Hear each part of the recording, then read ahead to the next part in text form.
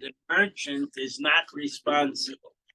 We learned earlier that Shmuel had said wine spoils because of the character of the owner, or perhaps if you're less mystical, because of the manner in which the purchaser stores it. If you put it next to the stove, it's going to go bad. So in any way, the merchant is not responsible. The imya dua sheyaino machmitz. But if it's known that this particular merchant's wine always goes bad, or at least most of the time goes bad, so he says to you, oh, but this batch is good stuff, don't worry about it, and you get it home and it's sour, then you can bring it back and get your money back. It's considered a mekach tais. Im amro lo, if the seller says to the purchaser, Yayin mavusham ani meicherlov, I'm selling you fabulous wine that ages well. Okay, chayev lahamid lo ad atzeres.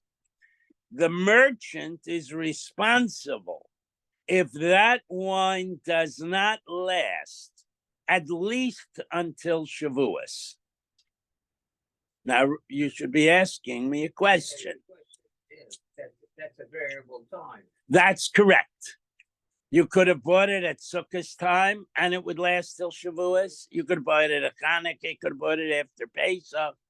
The point is that the climate and the temperature up until Shavuos does not contribute to wine going bad. But after Shavuos, it's summertime, and the wine is hot. They didn't have air conditioning, and hot wine tends to sour sooner than cold wine. So because he guarantees you that this is good wine, that means if you store it reasonably, it should last at least till Shavuos. But if it goes bad in the summer, it's not the merchant's fault. Okay. Now, what if he says Yayin Michel Eshtoked? He says, I'm selling you wine that I've already aged in my cellar for a year. Okay, that he has to give you year-old wine. No, because if it's well preserved and well stored, it improves with age. Okay, so now we're going to qualify this a little bit. It does not have to be 12 calendar months old. It has to be an age, we'll see in the Gemara, that at the next harvest time, in other words, you buy in August, the harvest is Sukkot time in October. So it could be 10 months old in August, because by the time Sukkot come, it'll be a year old. And if he tells you, Umiyushan Michel Gimel Shanim, this is truly well-aged wine. In the modern world, of a good wine vendor will call this library wine, that it's been in storage for at least 3 years, then it has to be at least 3 years. Again, it could be 2 years and 9 months if it will be 3 at Sukkot's time, and you know that. All right, we'll go on with the Gemara. So this is this business of the merchant has no responsibility whatsoever, right? That's what the Reisha of the Mishnah said. So Omer Rav Yossi Bar Chanina lo shanu ella b'kankanim l'loikeach. This responsibility, he's finished with his obligations. You bought it, it's yours. Tough noogies if it goes bad. That's if you bring containers to the wine merchant. He opens his barrel, ladles into your container, puts a cork in it, and hands it to you. So you now are totally responsible. You did your own containers, etc., etc. Okay, avo, but kankanim demoicher, But if you pick up the whole keg of wine and it's unopened, you take it home. It's never been opened. Amalei, the buyer, can now taina when he opens it and it's sour. Ho chamoch, it's your wine. Voho kankoch, it's your container. So nothing, and it's not a year later. It's fairly soon. So it could not have gone bad in my possession. It never was exposed to oxygen. When you open the barrel and you pour it into the owner's containers, it becomes oxygenated and it will sour more readily. That's why I have a little pump that takes the air out of a bottle so I can store it for a couple of days. So he can say back to the owner, and now the merchant is responsible because it was the merchant's containers or kegs, whatever, and it was never opened. Okay. So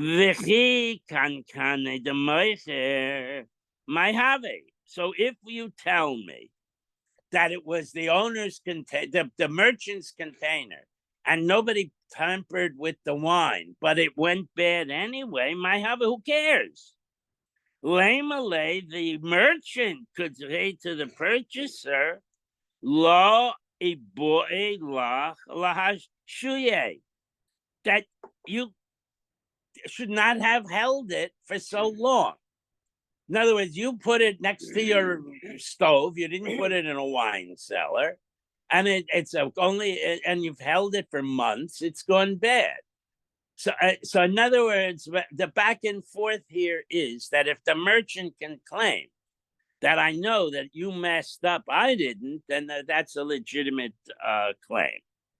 But however, we're going to limit it further.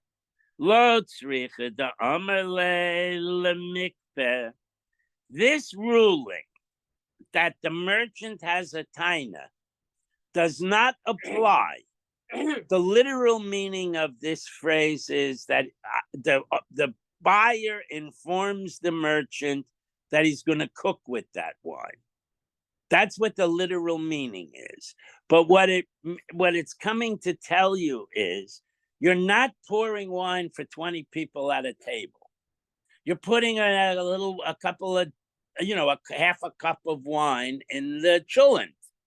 So if I'm going to be using this product for cooking, it's understood between both the merchant and the purchaser that this wine is of a type that will be able to withstand waiting around for a reasonably long period of time in the consumer's house, even not under ideal conditions.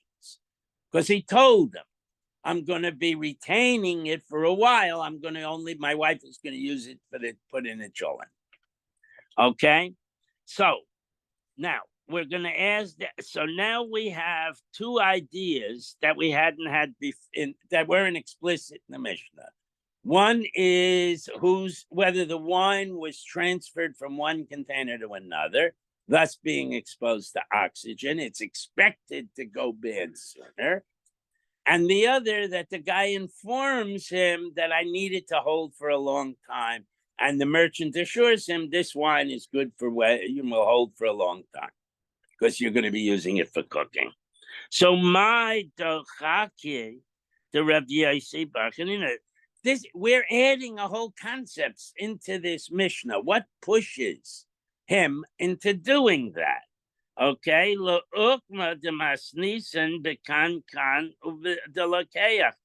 does he say that the Mishnah is talking about the wine being transferred into other containers?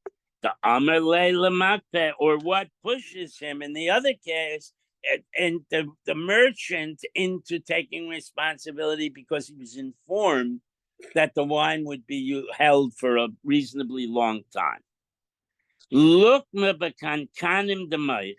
doesn't he just say that the wine came in the original packaging in the merchant's container, and the law and he didn't say anything about we're going to be using it for cooking. So, which is the simple understanding of the Mishnah. Why doesn't he do that? So Rava Masnisen kishite. The reason he does that is because the Mishnah becomes awkward if you don't do that, right? Because like Katani, because the Mishnah says, first he says if it goes sour, the owner has no responsibility. Then it says if it's known that that merchant's wine goes sour, it's a mekach tos. It said it always goes bad.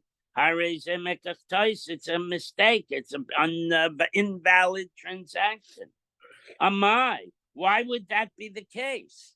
If we're plugging in, this one can claim that, and this one could claim that, you could plug in lemale, loi boy loch la shahuye, that the merchant can say to the buyer, look, you came into the store. Most people run into Aroma to get a bottle of wine because the Schwartzes are coming for dinner.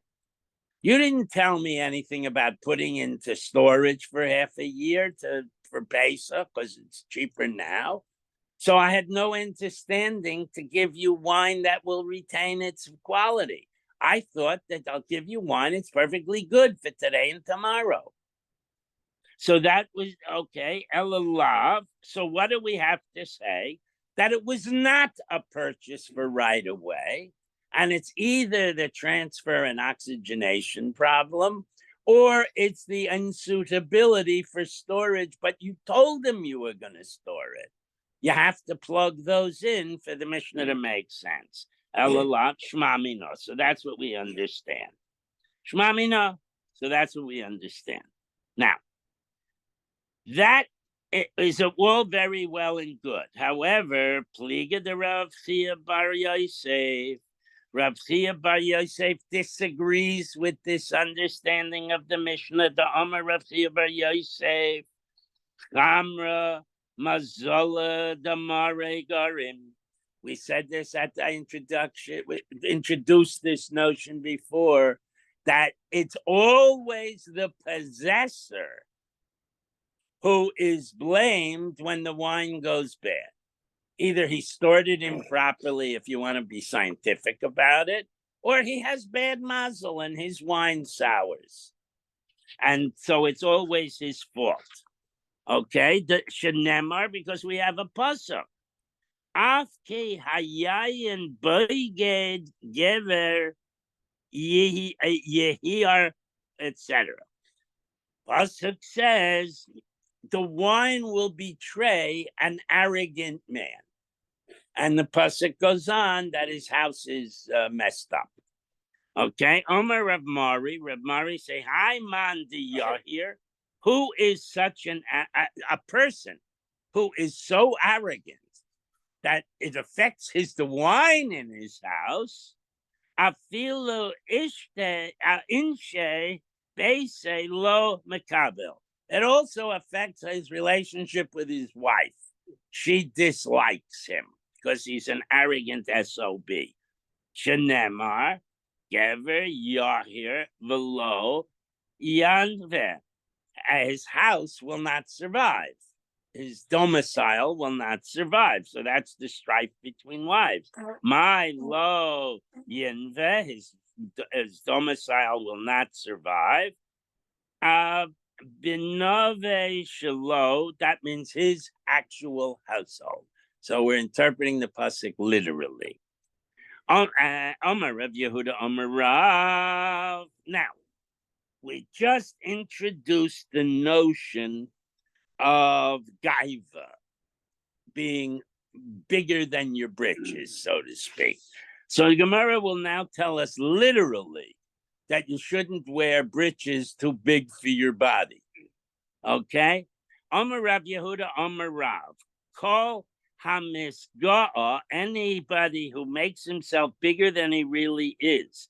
Vitalis shel Talmid Chacham, by putting on, say, rabbinic garb, a rekel, right? Ain't a Talmid Chacham, and he's not a Talmid Chacham. And machnisin oiso b'mechitzaso shel HaKadosh Baruch Hu. That person won't make the cut and get to heaven. Now, those of you that have been in my house know that I wear a rekel in the house. I don't wear it out because I'm not a Talmud Chacham and it would be inappropriate. But the Mishnah Berurah says you should wear a rekel on Shabbos. So I compromise and wear it in the house in compliance with this concept here. Okay? So, and why don't you make the cut to heaven? Ksiv hacha lo yinve. It says he will not, his household, his domicile will not survive. And here we're interpreting to mean it olam haba, not literally. V'ksiv hasam al nevei kodshecha, in Hashem's holy abide. So we make a gezerah shava between the two words and interpreted it both. Your wife is going to boot you out or at least make your life miserable, and you won't make the cut. So it's not a good idea to be haughty. What? My Rebbe always used to talk about, he was a strong anti-Gaiva. So when he says, Gaiva says, Sisu b'mayai, watching Okay. I used to have a big problem with Gaiva, but I worked on myself for years and now I'm perfect. Okay. That was when I was 20. Omer Rava. What? I'm still, but I just wanted to throw in that was when I was 20. Omer Rava, hi man de zavin le chavisa de chamra de chanvina. Now we're talking about a wholesaler. The wholesaler sells barrels of wine to the retailer, to the chenveni. Okay, daita savuye. He knows that the storekeeper is going to open up the barrel on market day and people are going to come in with small containers and he's going to ladle out the wine, ladle by ladle, over a block of time. So the wholesaler is placing it in the hands of the retailer with that understanding. Okay? V'takif apalga o tilsa.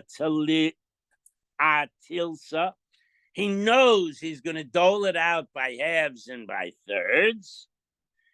Dinahu, so the ruling is the makabel mine, that the wholesaler has to guarantee that the wine will still be good after it's opened and ladled out. Literally, he accepts the responsibility. Okay? V'lo amran, but there's a limit to this. Ela delo shane barza, that the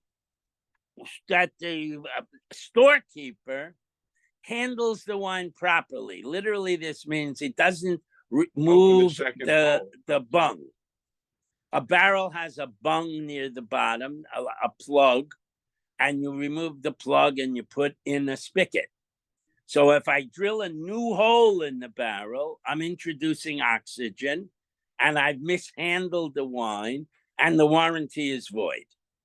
That's what the Gemara tells us. Aval shnei bebarza, if he does make a new bung, lo, then the wholesaler is not responsible. Furthermore, lo amran ela de lo mata yuma deshuka, that he doesn't take responsibility on if it goes beyond market day. In other words, if he delivers the wine on Sunday, what? He didn't sell out. No, if he didn't sell out, that's not the wholesaler's problem. The problem is that if he delivers 2 barrels on Sunday, one the merchant uses on Monday and one he does on Thursday, that's reasonable. But if there's a half a barrel left and he's been doing all this stirring by taking out ladles full, and he can't expect it to last till the next, a week once opened. So the responsibility of the merchant, it's a reasonable position that the seller will not have bad wine on market day. But it's not reasonable to think that a marcolet without adequate wine storage should be able to keep it for a decent block of time without the quality degrading. Okay, so Avo Mata Yuma Deshuka, if market day comes and goes, low, then the wholesaler is not responsible. A similar thing, Omarava, Hai Manda Kabel Chamra, Dieta Demamte Leila Parvosa, the Voil Shofot.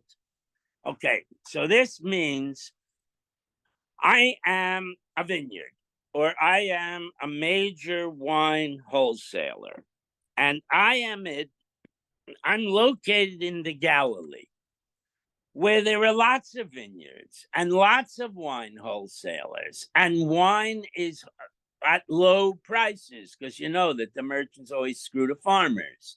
So the wine is at relatively low prices.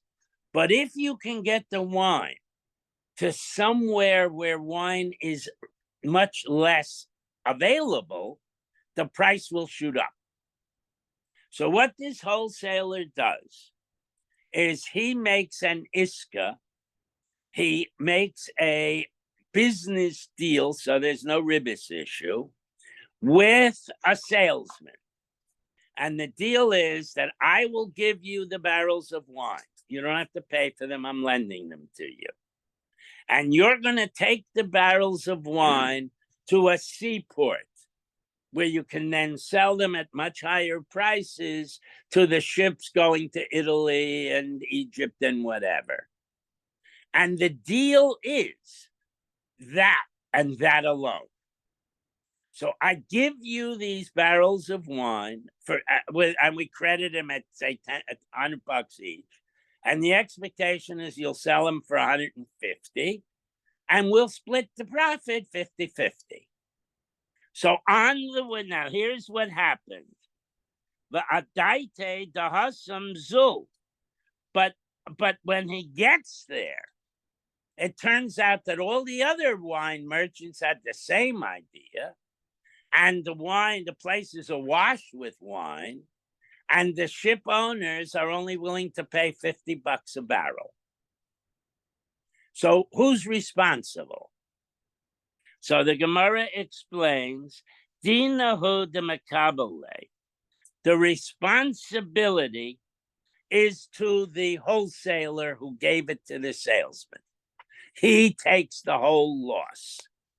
So the salesman doesn't make a profit, but he doesn't lose actual cash. So Iboile, they ask a couple of questions now. What happens if the wine goes bad during the trip from wherever the salesman picked it up to the port city? And is that his responsibility? You know, he doesn't have an air-conditioned truck. He doesn't have springs on the van. So the road is bumpy. The temperature builds up. Who's responsible? So Amalei, Rav Hillel, Rav Ashi, Rav Hillel, Anamayra, not the Tana, says to Rav Ashi, to Havin be Rav Kahana. And when I was a Talmud in Rav Kahana's yeshiva, Amarlan, he taught us, Chalaloi, if the wine goes bad, the wholesaler does not eat the whole loss because the traveling salesman is contributory negligence. He didn't transport it properly. Veloka Rabbi Yossi Bar Chanina, and that's different than Rosi Bar Chanina, who says it's still the wholesaler's responsibility. Ika da Amre, others say, even if it goes bad in the hands of the salesman, the wholesaler is entirely responsible. Come on, whose opinion is that? Rabbi Yossi ben Chanina, that's Rabbi Yossi ben Chanina. Now, you could ask me, but if he knows, if he has an inkling that he sees other guys going to the seaport, he has an inkling that it's not going to work out. Meanwhile, he stays overnight at an inn, And the innkeeper says, I'll give you $120 for those barrels. Why don't we calculate that into the picture? So the answer is because this guy is a shliach of the wholesaler, and he cannot make an independent decision to sell it earlier. And it most likely at what we would have thought might be a profit, but a lower price.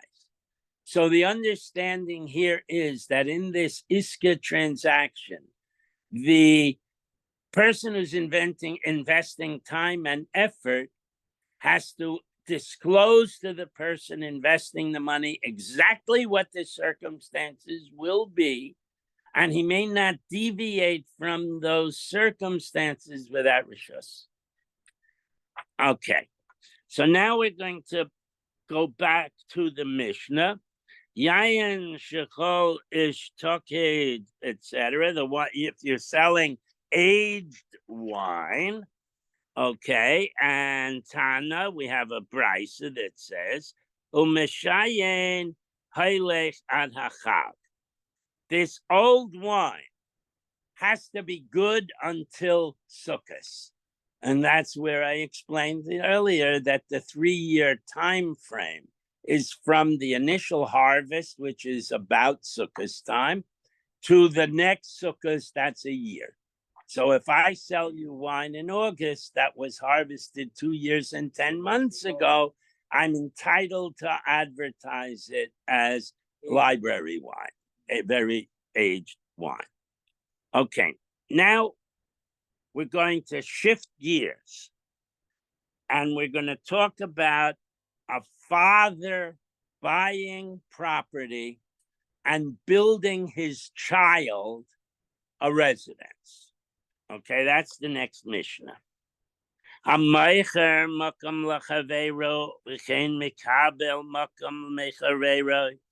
If I actually take possession and make a chazaka in a piece of land, buying it from my friend, or we enter into a contract for me to, we have the money and the deed and so on. There's no difference between the two. I couldn't figure out why they put both.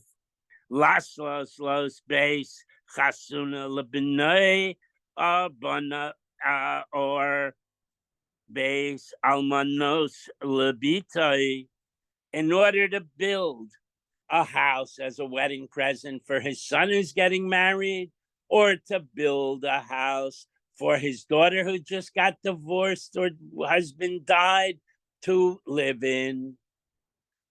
Okay. Bona arba amas shel shesh.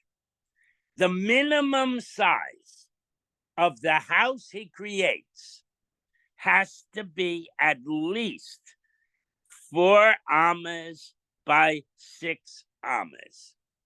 Now that's 8 by 12. That's about the size of a prison cell. Okay. About size these 2 tables together. Divrei Rabbi Akiva. That's Rabbi Akiva's answer. Rabbi Yishmael Aimer, Refes Boker Hizu. That's the size of a barn. You know, your kid is not a cow. Your kid is a person. You need a bigger house. So the Mishnah goes on and now gives us sizes of various structures. Haraisa lasos refes boker. If you want to build a cattle barn, bona dalid al sheish, you make it 4 amas by 6, which is the size of the purported house for the kid. Okay. Bias cotton. If you want a small house, a little shekel. Okay. That's sheish al ches. That's 6 by 8. Okay.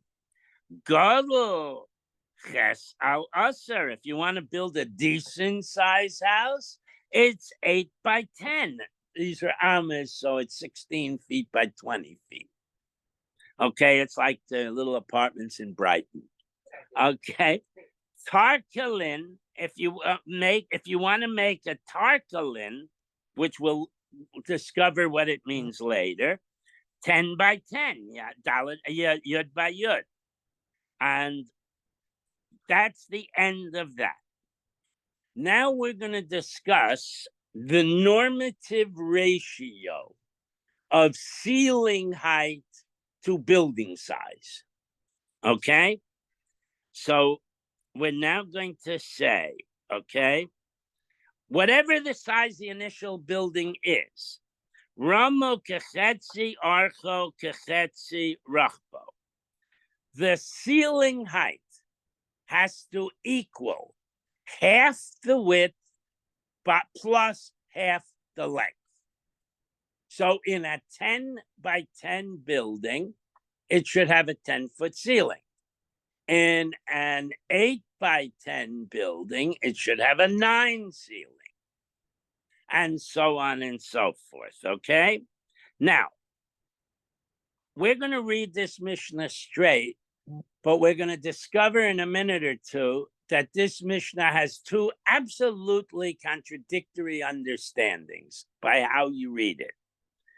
Raya Bledover, proof to the fact that the ceiling is half the width plus half the length. Rabbi Shimon ben Gamliel Aimer kebinyan ha'heichel, like the dimensions when Shlomo HaMelech built the temple. Okay? So, we're going to ask some questions on this Mishnah. Lama la masnisa beis chasuna lebeno ubeis almanus lebitoi. Why does the Mishnah start out with a wedding residence for the boy and a widow's hovel for the girl? Okay, I mean, why can't it just go lisne beis chanus chanu chasenus lebeno lebito, to build a residence for his newlywed son or daughter, or if you prefer to be more negative, beis almonus lebeno lebito, or a residence for a widow or a widower child? Why does it shift in midstream? So milsa gava uchrai ko mashman. It's teaching us something, by the way. Okay, the low darka the chasna lamedar de chamua, that it is inappropriate for a young man to move into his father-in-law's property or house, that they need a separate residence. Now, they didn't know that in Europe, where the boys always moved in with the girl, and in yeshiva circles, the father-in-law is always paying the rent for the first 5 years. So I don't know. But in any way, we're going to prove this, okay? Dixiv B'Sefer Ben Sira. Ben Sira is a book that did not make it into the Bible because it was considered inauthoritative and maybe even apicorsis. Nevertheless, it's frequently quoted when it's convenient to do so. So it says in Sefer Ben Sira, Hakol shakalti b'kaf moznayim, I weigh everything that exists on a balance scale. Okay, v'lo motzosi kal misuvin, and I never found anything that's lighter. In other words, that a given weight takes up much more volume than the bran from wheat. Okay, v'kal metuvin, but even lighter than bran, chasen hadar bebeis chamav, that even lighter, meaning not as good, is a boy who lives in his father-in-law's house. The kalme chosen, and even worse than that, is an oreach machnis oreach, is you invite the Schwartzes and they show up with the Abramowitzes. Okay?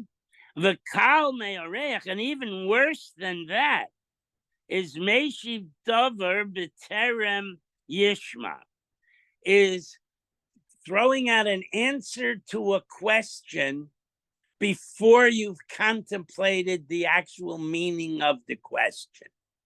Sometimes you ask something and you're not real, you fight with your wife about taking out the garbage.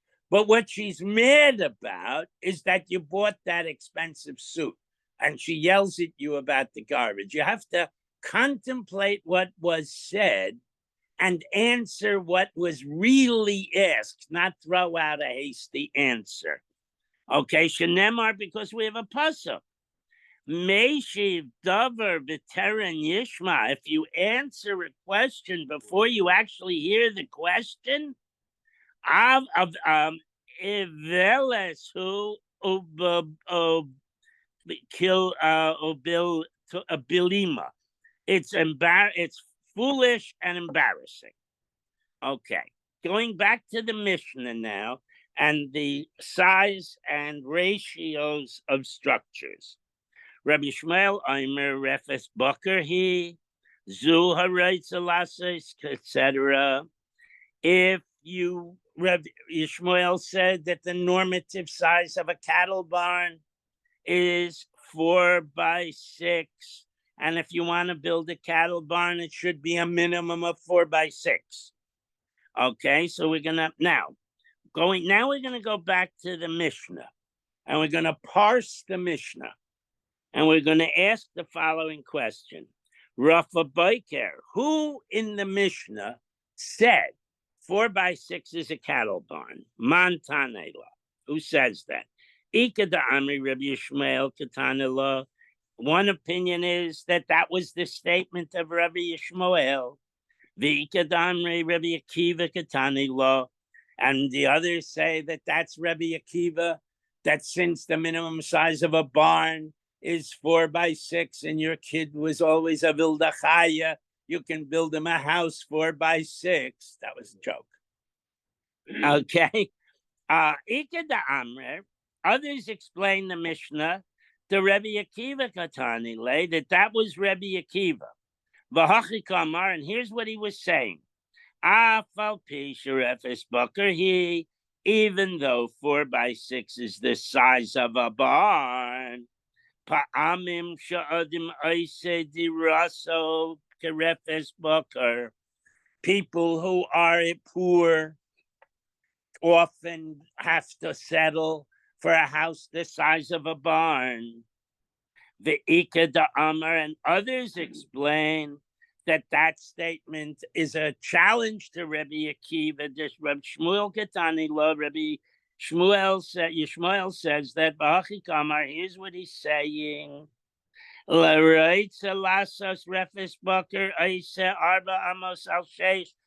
That only if you're talking about a barn should be 4 by 6, but a house for your kid should be bigger. Okay, now little house is very popular today. I understand. Okay, that's because they're so expensive. Okay, now we talked about a tracklin. Tracklin is 10 by 10. What is a tracklin? My tracklin. Kuvsa be Varde. It is a gazebo. It has a roof and uprights, but not walls, and it's decorated with roses. So it will be a gazebo in the garden. Tanai, and we have a brisa, vakantir. We're adding to the Mishnah a new structure, a kantir, shtayim esrei al shtayim esrei, that it should be 12 by 12. So my kantir, what's a kantir? Tarbetz apadne. It is the courtyard in front of a mansion. All right, going weiter. Now we're going to discuss the ratio of height to size and the unusual statement that we base Chulendika structures on the Beis HaMikdash. Okay, and here we're going to interpret the Mishnah absolutely opposite depending on which, is your view. Ramo kechatzi arkei v'chatzi rachbo. The height is equal to half of the width and length and half of the width. Varaya Ladavar, the Mishnah says, the proof of this is Rabban Shimon ben Gamaliel, Aimer Kabinyan Haichel, that this is what the ratio was when Shlomo built the temple. So now we're going to try and interpret this Mishnah according to two views. Raya ledavar man katanila. Who used the phrase Raya ledavar? Okay. Ika da Amar Rabbi Shimon Gamaliel katanila. Some say it was Rabbi Shimon Gamaliel. V'hachi kamar. Here's what Rabbi Shimon ben Gamaliel was saying. So we read it. Raya ledavar menayan. Where is the source for this standardized ratio? Omer Rabbi Shimon Gamliel, Hakol b'binyan heichel. We do all our ratios for rooms based on the example of the temple. Va'ika da Amar, others people say, Tanakama Katani law, that it's the Tanakama who says, I can prove this ratio. And then Reb Shimon ben Gamaliel interrupts and says, Reb Shimon ben Gamaliel is muhakom mesame.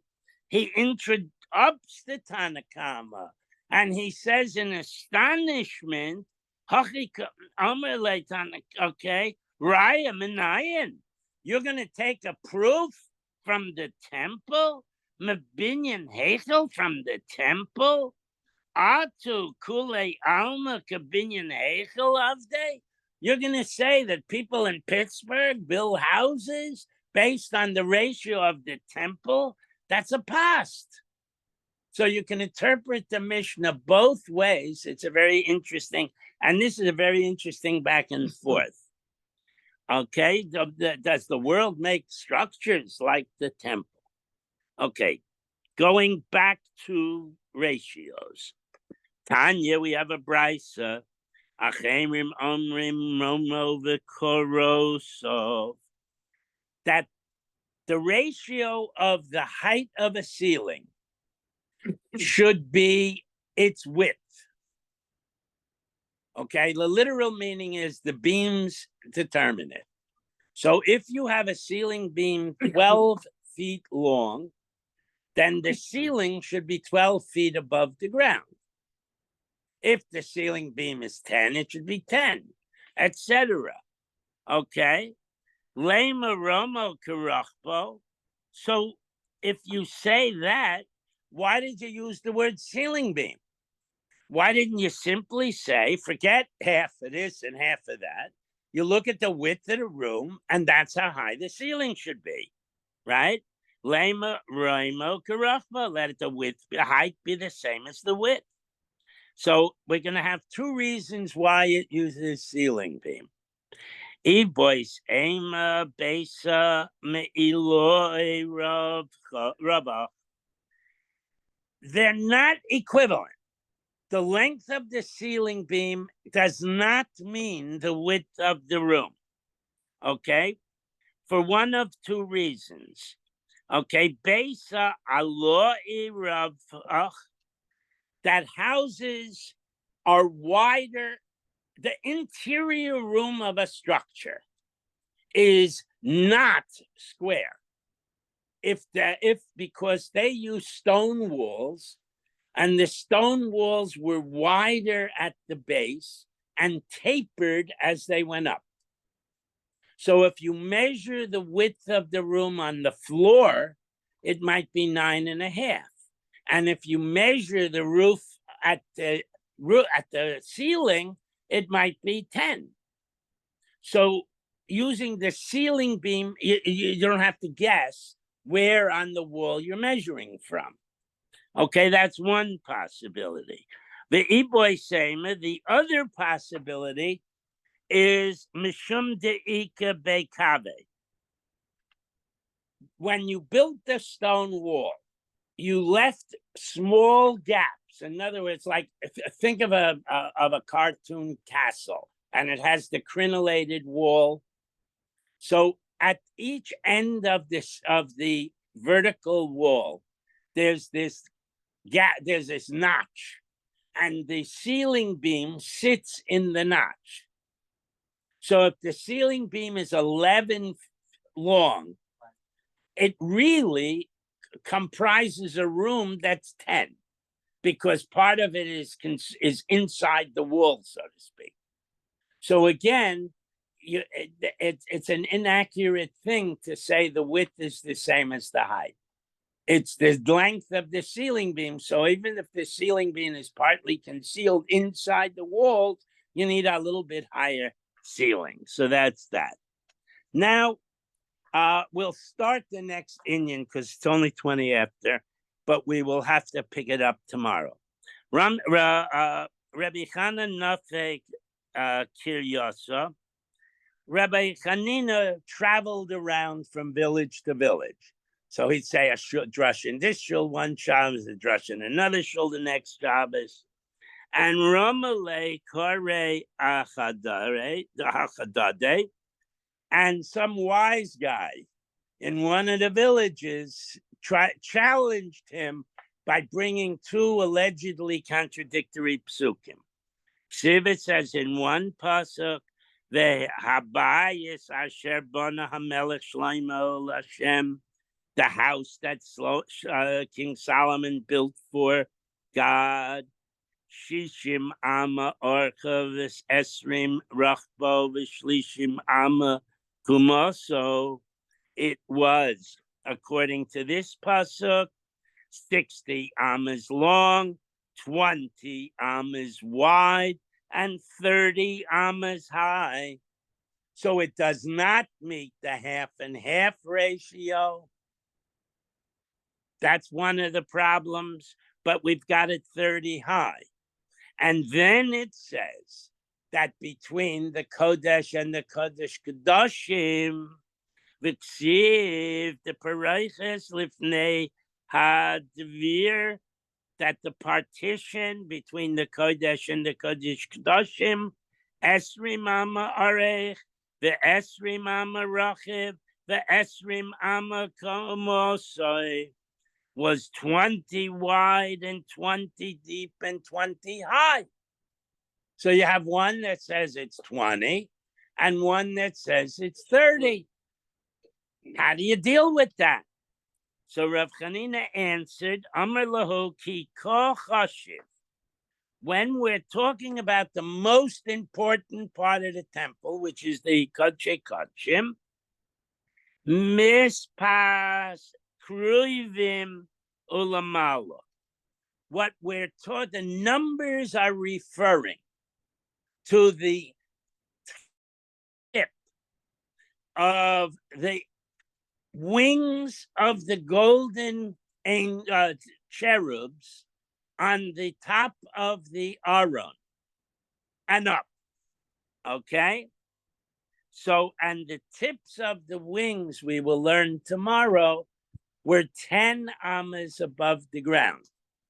So if you have the 30 and you subtract 10, you get the 20.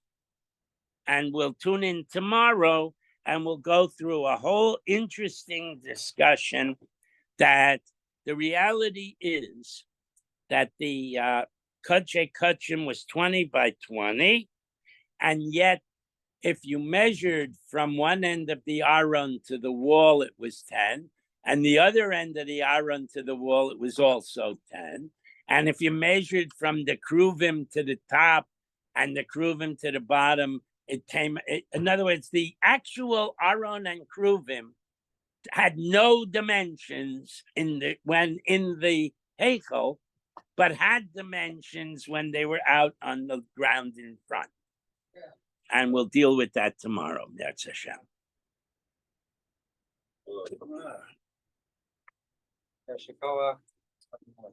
Okay, so when you buy your wine, Bobby, Yeah, what should I do? do not bring your own container.